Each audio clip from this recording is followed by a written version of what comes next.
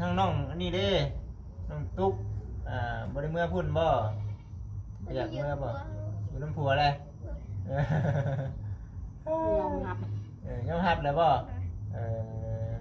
อยู่น้ำกันเรียบร้อยอยู่น้ำกันซื้ออยู่น้ำกันซื่อน้ำกันซื้อก็เดี๋ยวเสียวคือจังเลยเนาะเอาจิกระช่างถามเนาะจะอยู่น้ำกันเนาะก็มีแต่ว่าอันนี้ก็พ่อกับแม่ก็บ่ได้ว่าสุขอยู่หยังเลิกติดใจลูกเลยตัวนี้ก็เพราะว่ามันเป็นจังซี่เด้อแม่สิเราบ่ห้ามบ่ได้ห้ามบ่ในความจริงทั้งเรา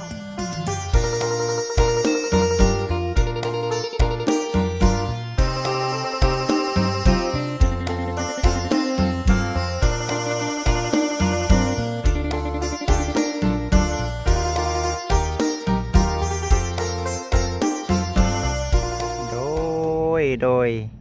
กับทักทายสบายดีกับสบายดีสวัสดี FC ทุกท่านมื้อนี้วันนี้เด้อพ่อแม่พี่น้องเด้อทางบ่จิตเองพาพ่อแม่พี่น้อง FC เพียบัดนี้ก็ได้มาอยู่ที่เฮือนเนาะของทางพ่อชมแม่ทรัพย์เนาะอดีตเนาะปู่ย่าของทางน้องแต่พี่น้องเอ้ยกราบขอโทษขออภัย FC หลายๆมื้อนี้วันนี้ก็ได้เข้ามาถามไทยเรื่องทาง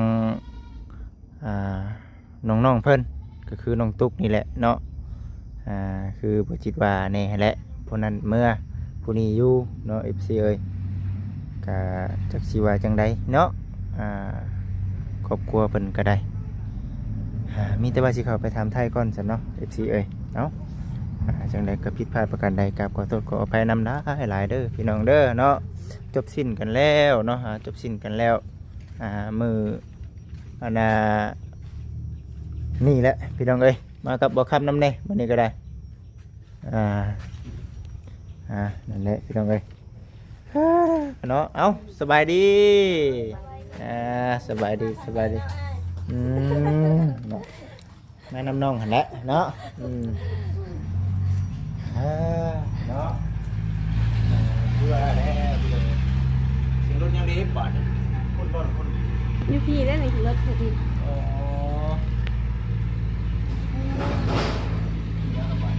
เด็กตั้มเด็กคาบ่เด็กคาบ่เด็กคาโป่งเพราะรถยังก็เนี่ยรถชิโร่บ่10 ล้อเกอ้อยบ่เกดินอ้อยให้เล่นยามเลยนี่เกดินหมดเลยเกดินดิเสียงขับแค้นเห็นฉันเนาะเนี่ยนั่นกับเกอ้อยคือว่าเรื่องราวเขาจบเรียบร้อยแล้ววันนี้เนาะลงใจแล้วลงใจไปเนาะลงแล้วบ่มีอย่างของค่าที่เราเลยบัดที่นี่ก็ตัวนี้แหละบัดนี้เนาะในเรื่องเฮือนซานดันเป็นนี่แหละบัดนี้ก็ได้อีกที่หลายๆท่านเพิ่นก็ว่าเอ้ยบ่ซั่นบ่แม่นทั้งเจ้าแม่เพิ่นอยากได้เฮือนในซานบ่ซั่นบ่แม่นเนาะบ่แม่นเราไปโนดเท่าแม่กายอมรับเนาะเพราะว่าเท่าแม่ก็อยู่เฮือนเท่าแม่เท่าแม่ก็บ่ได้หวังว่าสิญาติชิงเอาของลูกอย่างใดบ่แม่นเนาะแม่นพ่อแม่ว่าพ่อแม่นี่ก็เห็นลูกได้ว่าซั่นพ่อแม่ก็ดีใจบ่คาดคิดว่ามันสิเป็นอย่างนี้นะบ่คิดเพราะว่ามองบ่เห็นเลยแม่เพราะว่าสิ่งที่สำคัญคือทั้งแม่เพิ่นก็ว่าอยู่แล้วว่าบ่ได้มีสิทธิ์ในการตัดสินใจเนาะบ่แม่เว้ามาแล้วผู้ใหญ่เนาะแม่นเพิ่นว่ามาได้ก็แล้วแต่เพิ่นแม่เว้านะแม่บ่มีสิทธิ์หยังทั้งสิ้นคือพ่อเว้าไปว่าพ่ออยู่เนาะทั้งพ่อแต่ว่าไปเฮือนหลังนั้นไม่เส้นนึงบ่มีแล้วเว้าค่ะไปประกอบส่วนให้ลูกกันนะเราก็เลยว่าบ่มีสิทธิ์เนาะบ่มีสิทธิ์หยังแล้วเว้านะแล้วแต่สะพานบุญแล้วแต่ผู้รักผู้ใหญ่เพิ่นสิว่าจังได๋หั่นนะก็แล้วแต่มีเรามาอยู่เราก็ได้อธิบายให้ฟังในจุดนี้เนาะแม่นอธิบายให้ฟังในจุดนี้บัดที่นี่นะคือมันขาดกับน้อง2คนบัดนี้นะน้อง2คนเพิ่นยอมไปคนละทางเองเด้เนาะแม่น แต่ว่ามาเคลียร์มาเว้ากับเพิ่นขอเคลียร์2คนเพิ่นเด้ บ่ได้ขึ้นไปได้บ่มื้อน่ะ บ่ได้เพราะว่าเขาบ่พอใจให้แม่ขึ้นแม่เอาคืนเนาะเขาจะจบด้วยเขา2คนก็แล้วแต่ว่าแม่สิไปนํนี่ก็ถ้าว่าเขาสิเป็นเรื่องใดก็ที่ว่าเขาบ่คืนหากันใช่มั้ยเนาะแม่ว่าให้คืนลูกให้เอากลับดีกันนี่ก็เขาบ่ดีก็ยังบ่ได้นะบ่จิเด้อเพราะว่าใจของลูกเนาะแต่แม่นี่จิตใจแม่นี่แม่เว้ายามใดก็ว่าบ่ให้ป้าห้างทางนี้สร้างมาได้ซำนี้แล้วเพิ่นเฮ็ดเรือนเฮ็ดซ่านให้อยู่ให้เซาเฮาเว้าน่ะผู้รักผู้ใหญ่เพิ่นก็พวกสะพานบุญกันเนาะคือว่าแลเพื่อฮืดแล้วเฮืดหลังนี้ก็ลำบากอยู่ได้โอ้ลำบากแม่ก็เห็นใจอยู่ สิแล้วสิทั่ว แม่นเพื่อสิเป็นเฮือน อันนั้นก็ล่มลุกคุกคานบ่แม่นง่ายแม่นฟ้าลมฝนตกพัดเอาไปจนแม่นบ่แม่นง่ายเฮ็ดบ่ทันได้แล้วบ่ทันได้ขึ้นอยู่เพราะว่าไปแล้ว แม่น FC เพิ่นผู้รักผู้ใหญ่เพิ่นก็ช่วยอีกหลายครั้งหลายคราวได้เพิ่นสิได้เฮือนน้องแต่เฮือนน้องใดในคันหลายตนแม่ได้พัดว่าโอ้มันบ่สมดังเนาะบ่สมดังผู้รักผู้ใหญ่เพิ่นเฮ็ดให้น่าเสียใจแม่ว่าน่าเสียใจอยู่แต่ว่าจบด้วยดีเนาะแต่ว่ามันหักบ่คักนะมันก็บ่น่าคักเสียใจแม่ว่าจบด้วยดีจบด้วยดีอยู่แต่ว่ามันก็บ่อยากให้มีไผแม่บ่อยากให้มีไผเป็นแบบนี้อีกนะไปแล้วพี่น้องเอ้ยเนาะเรื่องราวไปแล้วล่าสุดก็ได้มันก็เลยแม่บ่จักคมเว้านำลูกแล้วบาดบ่จักคมเว้านำลูกแก้ไขบ่ตกเลยแก้ไขบ่ตกเนาะเพราะว่าอันนี้คือเขามาถามไทยทั้งอดีตปู่กับย่าก่อนว่าซั่นนะอดีตปู่กับย่าน้องแต่เพิ่นก่อนก็ฮู้แต่ซ้ำนี้เลยเนาะถามก็ได้แต่ซ้ำนี้เนาะได้แต่ซ้ำนี้ก็บ่มีอย่างอื่นอีกก็บ่มีแนวสิว่าอีกนั่นแหละคือแม่เว้าแหละแม่ก็ยอมรับเพราะว่ามีอย่างก็เคลียร์กันให้เข้าใจกันก่อนเนาะแม่นก็จักคนบอกจักคนว่านำได้โอ้บ่จักแล้วแนวมันคากันบ่จักเลยเนาะบัดนี้ก็คือเฮาว่าแน่เนาะเรื่องตัวนี้จบไปแล้วเนาะบัดนี้ทั้งน้องอันนี้เด้น้องตุ๊กบ่ได้เมื่อพุ่นบ่อยากเมื่อบ่อยู่น้ำผัวเลยยอมรับยอมรับแล้วบ่อยู่น้ำกันเรียบร้อยอยู่น้ำกันซื้ออยู่น้ำกันซื่อน้ำกันซื้อก็เรียกว่าเสียวคนยังไงเนาะเอาจิกกระช่างถามเนาะจะอยู่น้ำกันเนาะก็มีแต่ว่าอันนี้ก็พ่อกับแม่ก็บ่ได้ว่าสุกยุ่งยังเลิกที่ใจลูกเลยตัวนี้ก็เพราะว่ามันเป็นจังซี่เด้อแม่สิเล่าบ่ห้ามบ่ได้ห้ามบ่ในความจริงพังสิเว้าถ้าว่ามันสิห้ามไปก็ห้ามบ่ได้เนาะเพราะว่าแม่เมื่อแม่ฮู้แล้วเขามาบอกเองเด้เฮาพบกับตุ๊กแม่แล้วลูกคิดเลยสิเว้าได้บัดนี้ลูกก็แก้บ่ตกเอ้าสุคือว่าเป็นในนั้นสุอยู่พบกันตอนไหนพบกันแล้วเขาบอกแต่ก่อนนะว่าน้องวันไส้นี่น่ะขึ้นไปแต่วิทย์ก็ว่าขึ้นอยู่น้ำอ้ายแหละไปช่วยเวียกช่วยงานกันยังมือมันกันคำแต่กันนอนแล้วบ่ฮู้ชึกดอกว่าคาดคิดเพิ่นสายตาเพิ่นเลือดจากกันกับบ่จักนะแล้ววันนี้ก็เอาเฮาว่าถ้ามีเงินมีคำก็ยื่นให้ผู้เอาหั่นน่ะหักก็เอาไปแล้วกันตั้งใจอยู่แล้วมันก็เกินเป็นบ่แม่นเอาแล้วว่าบัดนี้แม่ก็บ่ฮู้เลยเนาะบัดเขามาเว้าแล้วก็แม่ก็ฮู้ถูสิอันใดถูคือแนวนั้นก็บ่จักของเขาแล้วบ่เขามักกันว่าสิเพราะว่าฮีตของเฮาเนี่ยมันต้องมีคู่ใดคู่หนึงออกเพราะว่าบ้านเพราะเพิ่นถือมานี่เด้บ่อันแบบคือเฮาว่าได้อ้ายไปน้องอยู่แม่นเห็นบ่มันบ้านเฮาก็เจ้าว่านี่แล้วเนาะมันบ่ดีอยู่แล้วนะมันก็เลยแบบเป็นในนี้นะแล้วก็แม่ก็บ่จักแนวแก้คือว่าแหละก็ยอมรับฮู้มันเป็นจังได๋เสียจังได๋ก็ปรึกษากันอยู่ผู้อ้ายใหญ่ก็มาปรึกษากันว่าจังได๋เขาเป็นแบบนี้น่ะสิเป็นจังได๋ถามทุกมันก็ว่าแม่นว่ามักกันเอ้ามันก็ยังน้อยแต่ทุกจักปีแล้วน้องตุ๊ก16ปีแล้วมันว่า16เนี่ยมันเป็นคนน้อยคนยังคือว่ากับแม่นบ่แต่เสเจ้า16นี่13อยู่แล้ววะ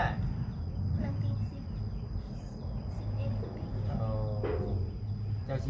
16ในกับเมฆก็เลยว่ามาปรึกษาน้ำพวกรับผู้ใหญ่เพิ่นอันในบ้านนะ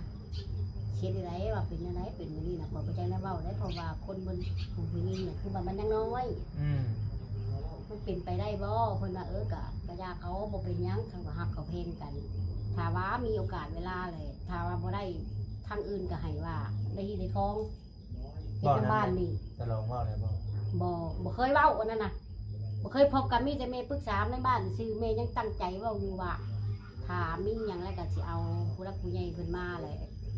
เว้าเฮ็ดแบบห้องโคแบบอีของเพนีนะแบบว่าฮู้จักว่าเท่านี่กับนางนั่นเป็นผัวเมียกันซื่อแต่จังมาอยู่ในบ้านนี่เพราะว่าบ้านนี่เพิ่นก็มีได้บ่จิถ้าว่าไผเอาผัวเอาเมียหยังกันก็บ่มีไหนเพิ่นฮู้จักเพิ่นก็บ่รับได้ก็ได้เว้ากันแล้ว คิดให้ทางบ้านนี่แบบไหนบ่ฮะ คิดให้บ้านนี่แบบไหน อ้าวเฮ็ดให้บ้านก็คือว่าเงินเฒ่าเงินแก่เงินคันโคเป็นอย่างนี้แหละ เสียไปแล้ว แม่ยังเพราะว่าเป็นจริงว่ารอว่าให้มันสิใหญ่ไปจังก็จะเปิดเผยเห็นนะ บ่ได้แม่นว่าเฮาเป็นภาชายแต่ต้องได้ไปพายิงบ่ได้ว่าตั้งหากอีก ไปใช้ เฮาต้องขอ เอ้ากะโคหันแล้วยังเว้า คอหันแล้ว กะโคแม่ว่าเรื่องโคเลยเดี๋ยวนี้นะขอให้มันมีคองอ่ะ ต้องให้มีได้ เออ เพราะว่ายังคือว่าอย่ามันเกิดปัญหาคือน้องเพิ่นอีกวันนี้แหละบทเรียนคือแบบว่ามันบ่ได้ถึงหูในบ้านทั้งนั้นนะทั้งนั้นเขาก็บ่กล้ามาปานนะ แม่ทั้งนี้ก็คือกันทั้งนี้ก็บ่ถึง เออ จะรู้จักจะเอาไปในฮอดเพิ่น แล้วคิดว่าสิลนปานใดสมมุติว่าคือเพิ่นนี่ อันเว้าเรื่องนี้นะ เรื่อง กะเราหาเงินหาคำได้แหละเงินคำก็ยังบ่มีเนาะ ทั้ง แต่ ทั้ง เราว่าจ้ะ ทั้งตะลงยังบ่จัก บ่ เว้าสู่เรา เรา ฟัง บ่เค เลย ย รู้จักเราบ่ต้องมาพัวพันหยังอีกแล้วอันนั้นน่ะว่าเราก็บ่จักของเราเลยเราเคยเว้าน่ะมารักมาซื่อๆถ้าเฮามีเฮาพร้อมเฮาต้องสิว่า เนาะทั้งนั้นก็จะคงว่าคือกันเนาะทั้งนั้นก็เนาะ สิว่ากับป้าเราแหละ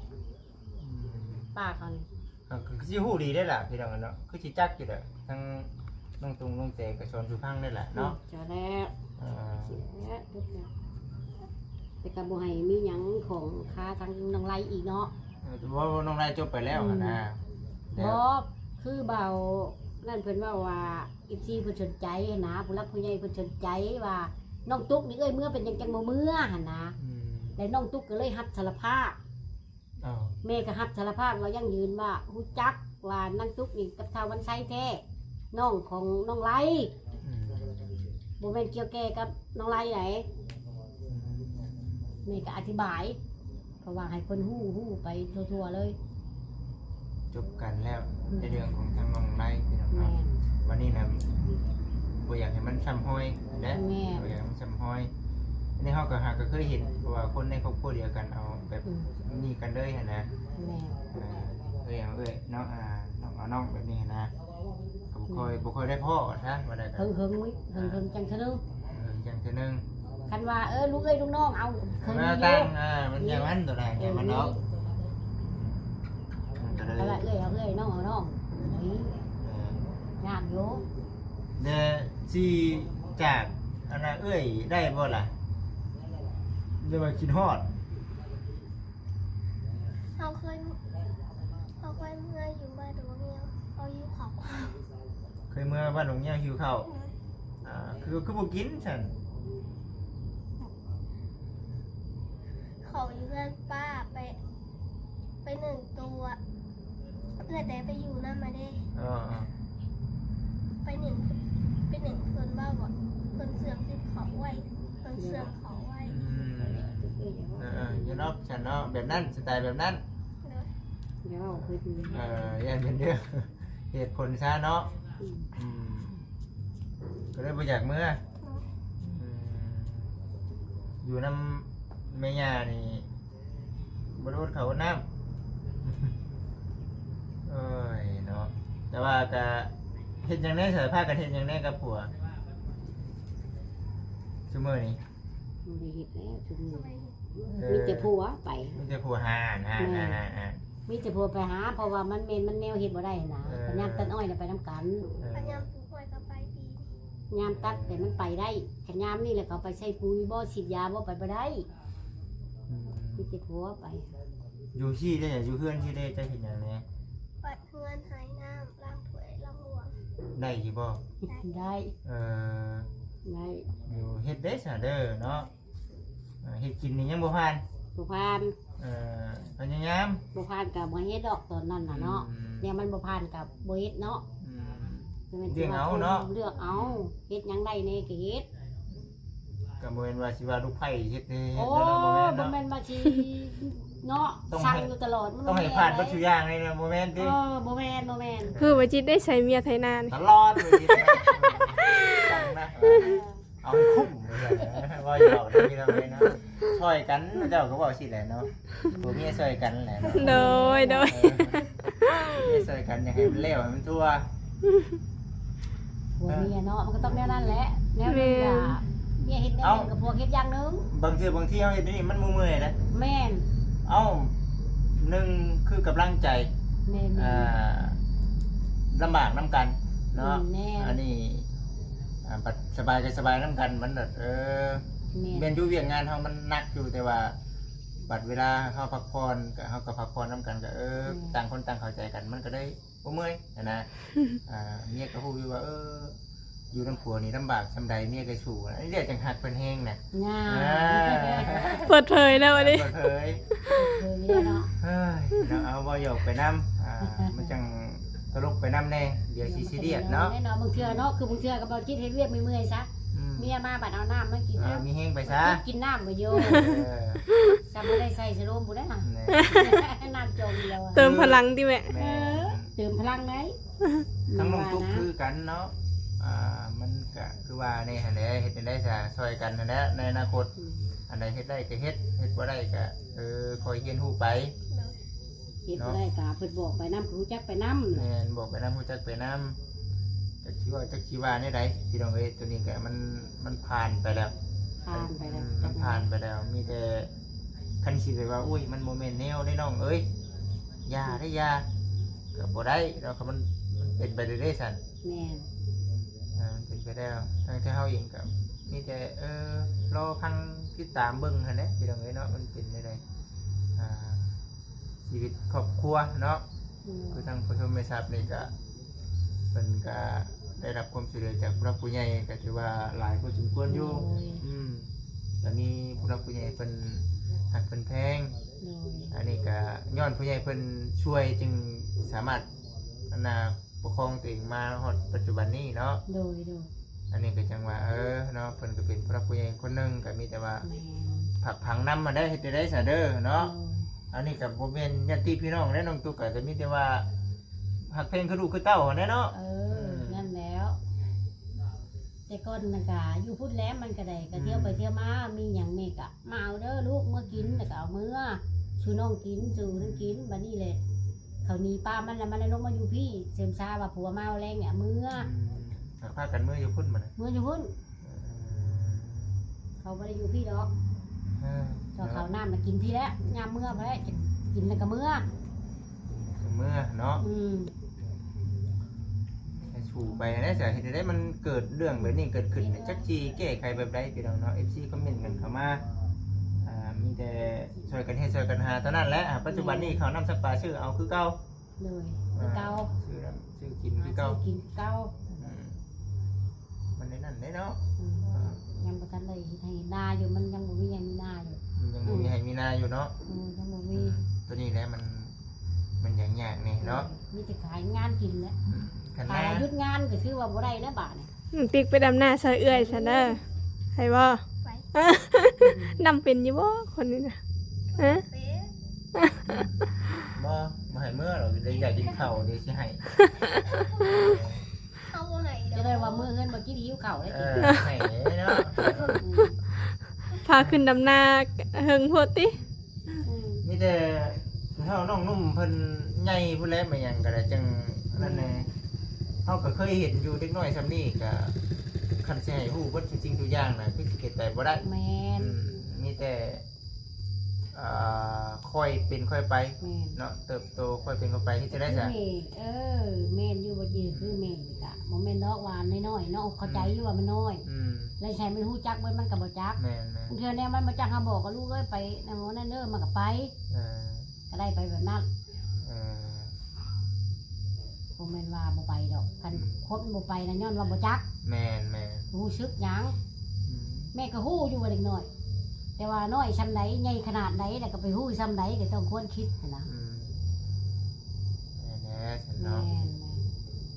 น ทั้งแม่เพิ่นก็ในเมื่อจิตใจลูกเต้าเขาบ่อยากเมื่อพุ่นก็ เขาบ่ ห้ามบ่ได้บัดนี้เนาะ แม่ เขาบ่อยากเมื่อเองเด้เนาะ แม่ก็ถามทุกเอ้ยคือบ่มื้อน้ำเอื้อยบ่บ่อยากมื้อเขาอยู่ผัวเฮาอะนะคันว่าอยากมื้อก็มื้อแม่ว่าน่ะบ่เป็นหยังแม่ก็บ่ได้ห้ามและคิดเอาเองเด้ก็เลยสิว่าโอ๊ยเพิ่นน่ะห้ามบ่ได้ห้ามแล้วแม่ว่าให้เว้าว่านะ แม่นอยู่แม่นอยู่ เป็นหยังบ่มื้อน้ำเอื้อยหั้นนะและพวกนั้นเพิ่นสนใจก็คือว่าเฮาอยู่น้ำพี่อ้ายหั้นนะบ่จักความนั้นมันหลุด เอ้า เนาะ ดิ ดีเนาะ น้องไล่ดิบัดนี้ดิ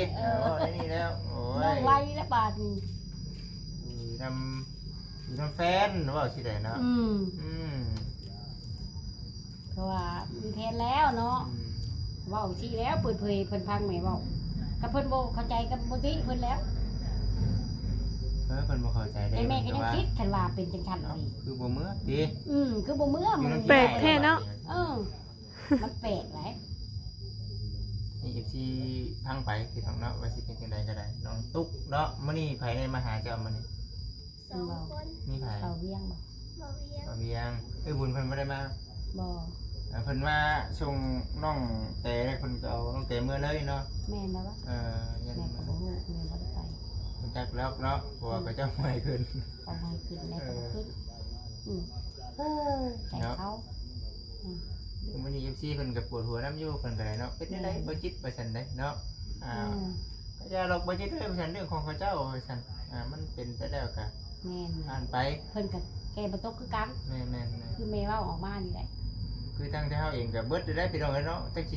ถามหยังต่อได้แบบเพราะว่าเรื่องมันจบได้เนาะ แม่ได้จบแล้ว เฮาสิเว้า คนออกมาก็ ให้คนออกมา บ่ได้แล้ว คือเก่า คนออกมาบ่ได้มันจบแล้วก็จบ แม่น มีแต่ว่าอันนี้คือเป็นมันเป็นมื้อนี้นะพี่น้องเนาะมันเป็นมื้อนี้เฮาก็เลยว่ามาถามไทยกันในเมื่อมันฮู้รายละเอียดแล้วก็ต่อไปมาก็ถามไทยกันปกติ เลย เราฟังข่าวว่าน้องตุ๊กจะกินข้าวได้ให้สิมาไทยซีเพิ่นพังว่าโอ้น้องตุ๊กเนาะจะกินข้าวได้ให้ว่าสิแล้วบัดเด้อ ดู กินข้าวก็กินเองเนาะเด้อเนาะสิให้อันน่ะทั้งย่าเฮ็ดให้กินบ่ได้เนาะอยากกินเฮ็ดกินเนาะให้บ่ได้ได้อเฮ้ยเนาะทั้งเฮือนปู่เฮือนย่าก็มีข้าวเฮ็ดเอาเนาะนึ่งเอาข้าวตอนนั้นแหละไอ้ว่าเนาะใช่แล้วเนาะนึ่งข้าวใช่ยัง เซฟ1หน่วยน้ำ โอ้ บ่ได้ใช้ไผว่าซะ เอาอยู่ว่าชีว่านะเนาะจักอยู่เนาะได้อยู่นี่ให้กินนี่แน่บ่เป็นแกงน้ำไม่เป็นได้แล้ว เก่งเลยก็กิน อยู่เนาะเฮ็ดไปชมอาหารบ้านนอกคอกนาเฮาแหละ ชาบโคมเฮาฮู้เฮาแล้วฮู้ไปเทื่อละหน่อยก็เติมไปนำ แม่ไปเนาะเนี่ยใดมันดีเฮ็ดเอาเนาะแม่ทั้งนี่ก็เบิ่งเอาแหละเด็กน้อยเด็กนุ่มมันก็ชมเด็กน้อย แม่ เพิ่นก็เบิ่งอยู่ทางแม่เพิ่นก็ได้มีแต่ทางเท้าเองก็พังไปพี่น้องเอ้ยเนาะว่าสิเป็นจังไดเนาะมื้อนี้ก็กลับใต้กลับเหนือคือกันมื้อนี้ก็ได้เนาะมาสวยแน่ทั้งน้องได้เพิ่นก็นับจากนี้ก็สิได้ไปเฮ็ดเวียกเฮ็ดงานเพิ่นเนาะบัดนี้เนาะ เพิ่นขาด2มื้อแล้ว จบไปเนาะโอ้ยน้องๆเพิ่นก็มีแต่หาเงินหาคำได้บัดนี้ได้เนาะ ทำแล้ว สั่งเนื้อสั่งตัว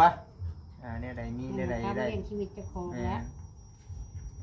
ทางแต่เฮาเองก็หาแบบคือเวียกของเฮาก็อันนี้ก็เวียกของเฮาเด้อพี่น้องเด้อเนาะเดี๋ยวก็มานั่งถามคือคนบ่มีเวียกแท้บ่จิตว่าซั่นเวียกของเฮาแหละพี่น้องเอ้ยเนาะนี่แหละเวียกของเฮาเนาะ คันยำดำหน้ากุลิมาถามอีบ่ะ แม่น ตัวจิตก็ไปรับหน้าติ เด้อเวียกของบ่จิตน่ะเด้อเดี๋ยวสิบ่จักเนาะก็ถ่ายคลิปนี่ก็แม่นเวียกเนาะเฮ็ดหน้านี่ก็แม่นพี่น้องเอ้ยเนาะขายของก็แม่นนี่แหละเวียกแล้วนี่เนาะเจ้าก็เฮ็ดให้ได้เด้อหาแนวเฮ็ดเนาะสู้ๆเนาะ ผู้ใดที่เฮาเองก็สิได้กลับได้บัดนี้ได้ โดย หักเพลงคือเก่าได้เฮ็ดได้เนาะ หักเพลงเก่า ถามในเรื่องแบบนี้มันก็เฉพาะมื้อนี้สิดอกพี่น้องเอ้ยเนาะมื้อหน้ามื้อไหนก็เห็นกันก็ถามไทยกันคือเก่าหั่นแหละ เลย หักเพลงนับถือคือเก่าในเมื่อเรื่องมันบ่ดีเกิดขึ้นก็เอ้าอย่ามันเกิดแล้ว จบไป ขอให้มันมีแต่สิ่งดีๆบัดนี้ สิ่งดีๆบัดนี้ แม่ๆสิ่งดีๆเฮาห้ามหยังบ่ได้พุ่นแล้วฟังข่าวเบิ่งว่าต่อไปสิแม่นอีหยังเกิดขึ้นหรือว่าทั้งอ้ายเพิ่นเนาะสิมาถามไทยขึ้นบางทีเพิ่นบ่มีเวลาเบิ่งคลิปก็เป็นไปได้เนาะเพราะว่าปัจจุบันนี้เฮาเองก็ยังรอคำตอบจากทางไอ้เตียงอยู่ มันบ่จบนำทางทีมงานเฮามันต้องจบกับทางหัวหน้าไอ้เตียงพี่น้องเนาะว่าเริ่มจุดเริ่มต้นที่แรกกับทางอ้ายเพิ่นเนาะพังไปเสียพี่น้องเอ้ยเนาะอ้ายเพิ่นว่าจังไดเฮาจังว่ากันอีกเทื่อสำหรับคือทางที่เฮาเองนี่ก็ถือว่าเอาได้สำนี้ก็เอาตามจิตตามใจน้องเพิ่นก่อนช่วงนี้เนาะมาตั้งสามีได้เมื่อยนะหาเนาะโอเคมาสบายดีเด้อมา สบายดี โอเคไปซันเดอร์พ่อแม่พี่น้อง FC ทุกท่านจะได้ขอลาก่อนสำหรับคลิปนี้ผิดพลาดประการใดกับขอโทษขออภัย FC หลายๆลาพี่น้องไปก่อนเด้อ FC เด้อเอาสำหรับคลิปนี้ขอกล่าวคำว่าสบายดีพี่น้องเอ้ย